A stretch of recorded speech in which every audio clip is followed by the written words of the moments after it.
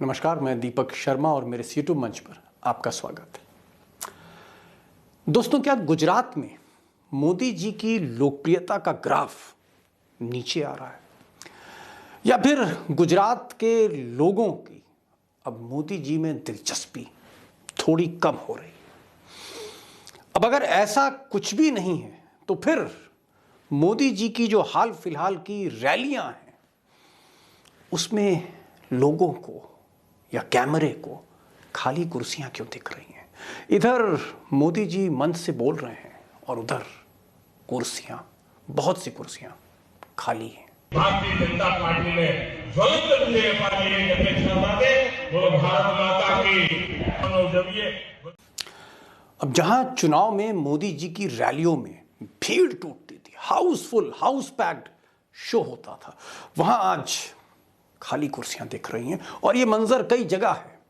और चिंता की लकीरें बीजेपी के लिए इसलिए उभर के सामने आ रही हैं क्योंकि मोदी ही नहीं, अमित शाह की रैली, जी हाँ, गुजरात के एक और सपूत, उनकी रैली में भी कुर्सियां खाली।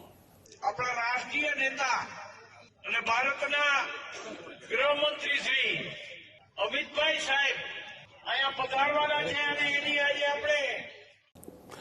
अब ऐसा नहीं है कि गुजरात चुनाव को लेकर लोगों में चर्चा नहीं हो रही है या जनता में उत्साह नहीं है, ऐसा नहीं है। अगर आप आम आदमी पार्टी की रैली देखें, खासकर ये सूरत की ये रैली, भीड़ ही भीड़ है और वो भी सूरज ढलने के बाद।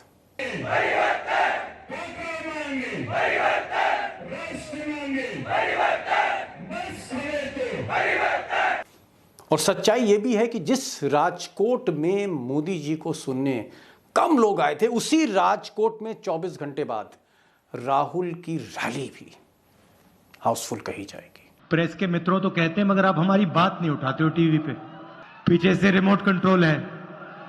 इनकी गलती नहीं है, वैसे ये कोशिश करते हैं मगर इनके जो मालिक हैं इनको देखो ऐसे कर रहे हैं, देखो ऐसे कर रहे हैं। अब अंबानी अडानी के गुजरात में, कॉरपोरेट पावर के गुजरात में, गुजरात की पुलिस, गुजरात का सारा मोदी का नेटवर्क और आरएसएस और वीएचपी की बैकिंग। और ये देखिए आप, 20 नवंबर की रैली में भीड़ नहीं जुट रही प्राइम मिनिस्टर मोदी के लिए।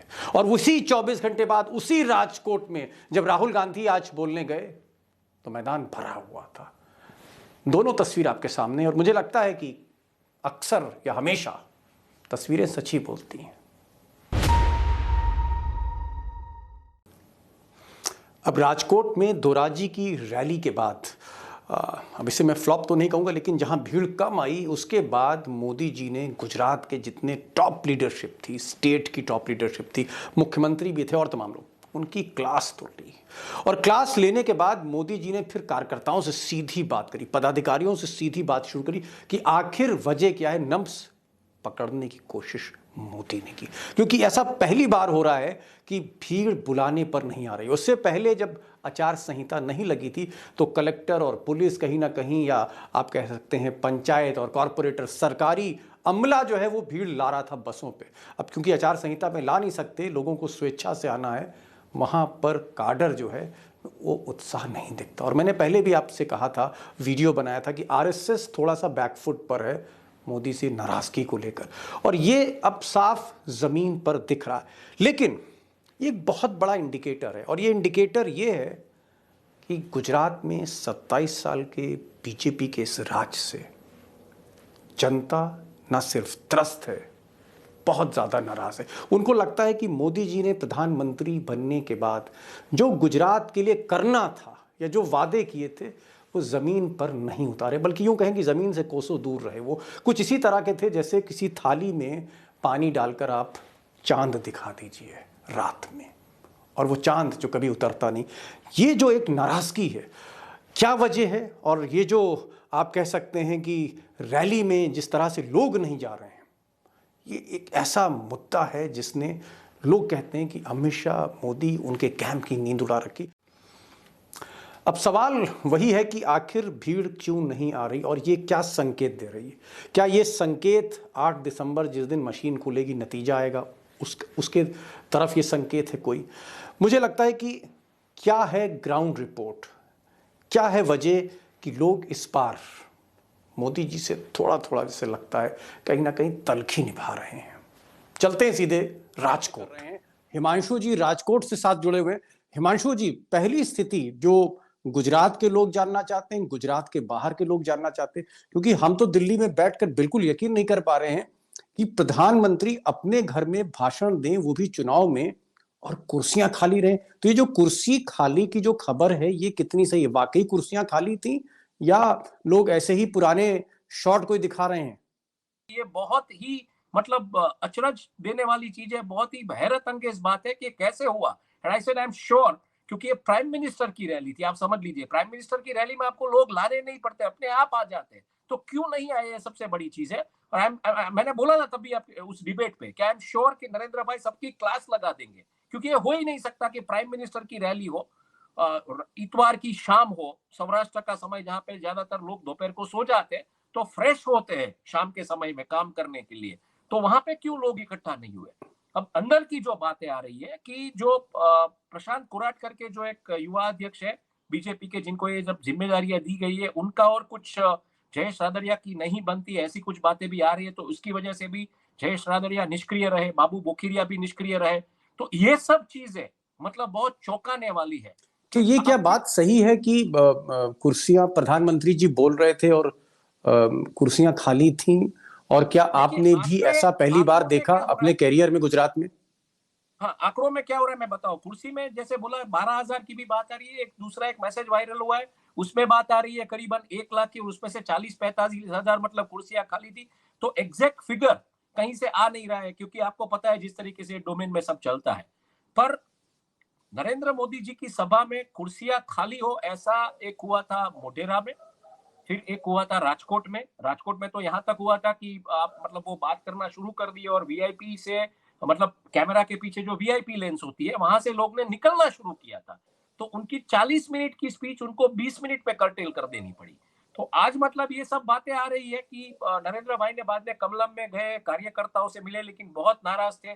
कुछ बड़े 3-4 नेता जो वो खड़े थे उनको दरकिनार किया, उनको देखा भी नहीं। और वहां पे जो पटेल करके एक है, मामा है बेसिकली, तो कार्यालय के जो प्रेसिडेंट वगैरह है, तो उनसे बातचीत की, कार्यालय के लोगों से बातचीत की। तो मुझे लग रहा है कि ये बिल्कुल एक झटका रहा है नरेंद्र मोदी जी के लिए कि ये कैसे हुआ। ये उनके लिए भी शायद मेरे ख्याल से ये जिसे बोले रिसर्च का विषय है कि ऐसा खबरें यहाँ पर उड़ती उड़ती आ रही हैं हिमांशु जी कि जब रैली चल रही थी उसी वक्त उनका मूड खराब हुआ, और हाँ, उसके बाद फिर उन्होंने जब मंच से उतरे तो थोड़ा सा नाराजगी भी जाहिर करी जो लोकल नेता थे। मतलब बेसिकली उन्होंने कहा कि आप अगर 4 आदमी नहीं ला सकते तो किस बात के नेता हैं आप?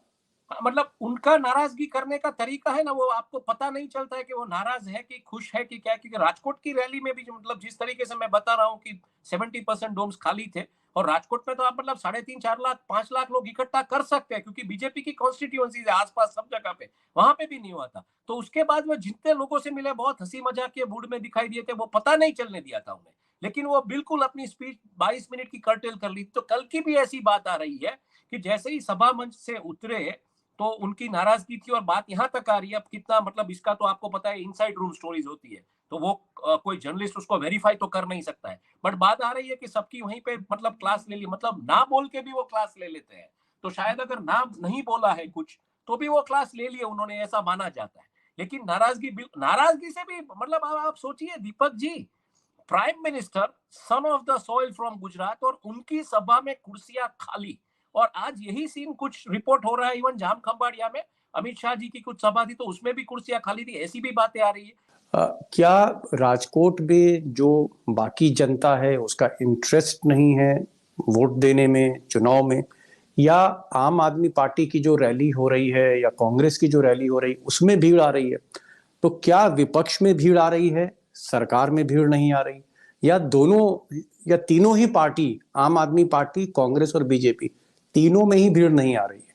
What is the real situation? मतलब क्या है? अल्पेश कथेरिया की सभा हुई सूरत में परसों, और वहां पे आम आदमी पार्टी आम आदमी पार्टी और कांग्रेस बीजेपी के बीच, क्योंकि उसकी सभा में मतलब बहुत भीड़ थी।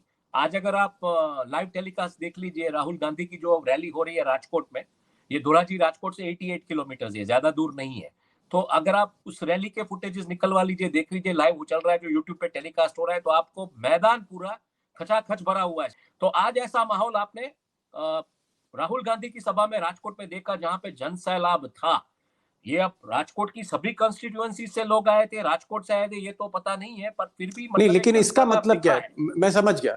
मैं हिमांशु जी, मैं बहुत ऑपरेटिव क्वेश्चन पर आ रहा हूं कि आपका ये कहना है कि जब आम आदमी पार्टी ने भीड़ करी, जब रैली करी तो बहुत भीड़ हो गई, कांग्रेस में राहुल गांधी की रैली में भीड़ हो रही है, मोदी जी की रैली में भीड़ नहीं आई, यानी कहीं ना कहीं एक एंटी इनकम्बेंसी दिखता है। मैं आपसे 3-4 कारण जानना चाह रहा हूं, क्योंकि आप लोकल वहां पर बहुत सीनियर पत्रकार हैं राजकोट के। 3-4 कारण क्या हैं कि मोदी जी और अमित शाह की रैली में गुजरात के लोग, वोटर नहीं आ रहे?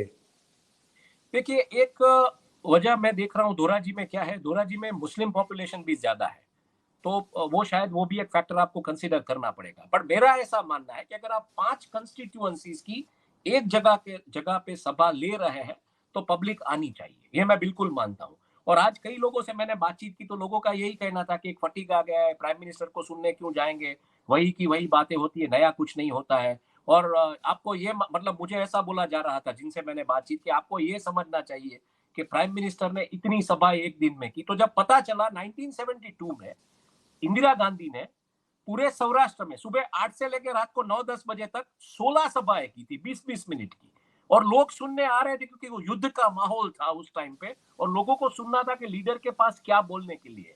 तो अगर उसको आप अगर कंपेयर करते आज के दिनों में, तो शायद ये प्राइम मिनिस्टर की जो ब्रांड वैल्यू है उसको कहीं फिजल डाउन तो होता हुआ हम नहीं देख रहे। ये मेरे आपसे और मेरे से ज्यादा ये चिंता का प्रश्न नरेंद्र मोदी जी के लिए और बीजेपी के लिए 100% है, क्योंकि बीजेपी ब्रांड मोदी पे ही चल रही है। अगर ब्रांड मोदी नहीं चलेगी तो क्या चलेगा? इससे तस्वीर क्या उभर के सामने आ रही है हिमांशु जी? देखिए, बहुत क्लियर मुद्दा है। ये जो तस्वीर आई वो कल सौराष्ट्र में आई। सौराष्ट्र में नाराजगी 2017 में भी रिफ्लेक्ट हुई है, अभी 2022 में भी जिस तरीके से सौराष्ट्र से मतलब एक बात आ रही है कि सौराष्ट्र डेंट करेगा, क्योंकि जैसे आपका उत्तर प्रदेश है सेंटर के लिए, वैसे सौराष्ट्र गुजरात के लिए है। तो सौराष्ट्र में ये मूड बन चुका है, ऐसा कहीं लग रहा है सभाओं से अगर देखे तो। लेकिन ये ट्रांसलेट कैसे होगा वोट्स में, किस तरीके से इसका मतलब आखिर में तो कहीं ऐसी बात आ जाती है कि भाई बीजेपी जीत रही है, मतलब ये जो 1.25 करोड़ लोग 5 करोड़ के बीच जो बैठे वो वही बात कर रहे हैं कि बीजेपी जीत रही है। तो I mean the indicators are very clear, त्रिकोणीय जंग है। बीजेपी इस तरीके से आसानी से हार नहीं मानेगी, इसलिए आज प्राइम मिनिस्टर का मतलब वो ना हिंदुत्व का कार्ड चलेगा, ना आपका प्रोग्रेस डेवलपमेंट की बात हो पाएगी, ना बेसिक्स पे आप आओ पाओगे। तो बेसिकली क्या करोगे? तो लेकिन कुल मिला के मामला गंभीर है। विक्टिम कार्ड प्ले करना शुरू कर दिया आपने कि मुझे ये लोगों ने नीच कहा, मुझे गटर गंदी नाली का कीड़ा कहा, मुझे ये लोग अभी मतलब मेरी औकात दिखाना चाहते हैं। तो मेरी औकात तो मतलब एक सामान्य परिवार से हूँ। तो आप अगर उस स्पीच को ट्विटर पे उस जगह पे देखेंगे तो किस तरीके से ट्रोल हुई है, जहाँ पे लोग बोल रहे हैं कि हमको भी भगवान ऐसा सामान्य परिवार का बंदा बनाए जहां हम दिन में 5 बार कपड़े चेंज करें। तो ये चीजें शुरू हो गई। अब जैसा कि हमारे एक्सपर्ट हिमांशु जी ने कहा कि कहीं ना कहीं ये जो इलेक्शन है वो एक ट्रायंगुलर फाइट की तरफ बढ़ रहा है और घमासान और तेज होता जा रहा है। इसलिए ये चुनाव बहुत दिलचस्प होने जा रहा है और ख़ासकर मोदी जी का बहुत कुछ दांव पर लगा हुआ है। 2024 तक इसी इलेक्शन को लेकर दांव पर लगा है। मैं अपडेट आपको करता रहूँगा। आने वाले जो 10-15 दिन हैं वाकई बहुत ही इंटरेस्टिंग होने जा रहे हैं, खासकर उन लोगों के लिए जो पॉलिटिक्स पर नज़र निगाह रखना चाहते हैं, जो दोस्त। इस वीडियो को शेयर करिए और चैनल को सब्सक्राइब करिए, बेल आइकन को क्लिक करिए, नोटिफिकेशन मिलेगा। ये था बस आज का वीडियो। फिर मिलेंगे नई वीडियो के साथ, तब तक के लिए नमस्कार।